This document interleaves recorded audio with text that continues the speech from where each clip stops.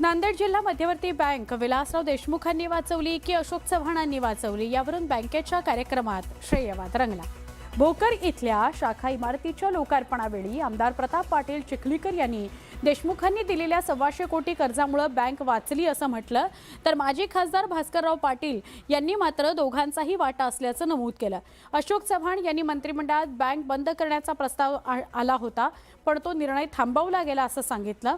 तसंच मुख्यमंत्री झाल्यावर त्यांनी कर्जाचे अनुदानामध्ये रूपांतर केल्याचंही स्पष्ट करण्यात आलं। पहिल्यांदा उल्लेख त्या महाराष्ट्राचे लोकनेते कैलासवासी विलासरावजी देशमुख साहेबांचा झाला। बँक जोपर्यंत अस्तित्वात आहे तोपर्यंत विलासराव देशमुख साहेबांचे उपकार विसरू नये असं काम विलासराव देशमुख साहेबांनी बँकेच्यासाठी केलं।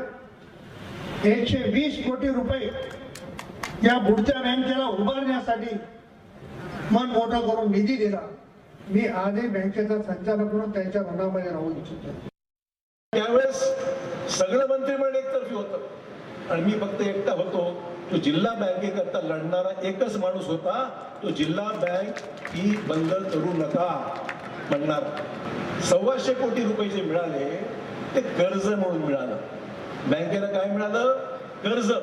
125 कोटी रुपयाचं कर्ज शासनाने दिलं, म्हणजे कर्जाची परतफेड करावी लागली असती।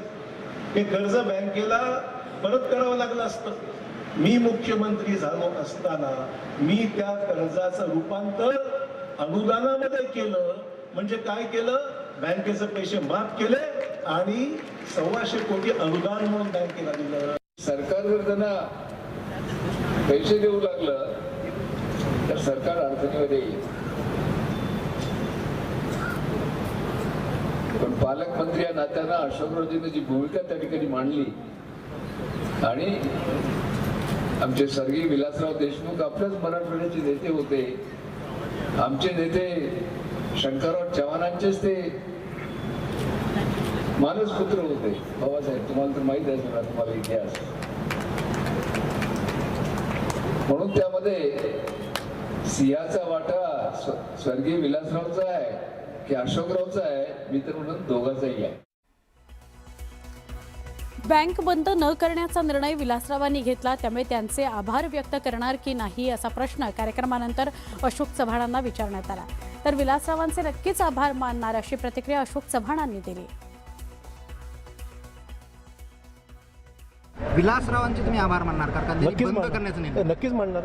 त्यांनी मंत्रिमंडळामध्ये हा माझ्या भूमिकेला त्यांनी सपोर्ट केला, बंद पडू द्यायची नाही। माझं म्हणणं एवढंच होतं की बँक जर बंद पडली तर डिपॉझिटरचे पैसे अडकून जातील, लोकांना पैसे मिळणार नाहीत, लोकांचे संसार उद्ध्वस्त होतील, गरीब माणसाचे पैसे होते बँकेत ते बुडून नाहीत, म्हणून ही भूमिका घेतली आणि विलासरावांनी माझ्या भूमिकेला साथ दिली, म्हणून ही बँक टिकली। 1 मेला अर्थात महाराष्ट्र दिनाच्या दिवशी मिसिंग लिंक सुरू होणार आहे। कुठली मिसिंग लिंक? मुंबई पुणे हायवेवरची मिसिंग लिंक 1 मेला ती सुरू होणार आहे। मुख्यमंत्री आणि दोन्ही उपमुख्यमंत्र्यांच्या हस्ते त्या मिसिंग लिंकचं उद्घाटन होईल। महाराष्ट्र दिनाच्या दिवशी मिसिंग लिंक सुरू होईल, मुख्यमंत्री आणि दोन्ही उपमुख्यमंत्र्यांच्या हस्ते।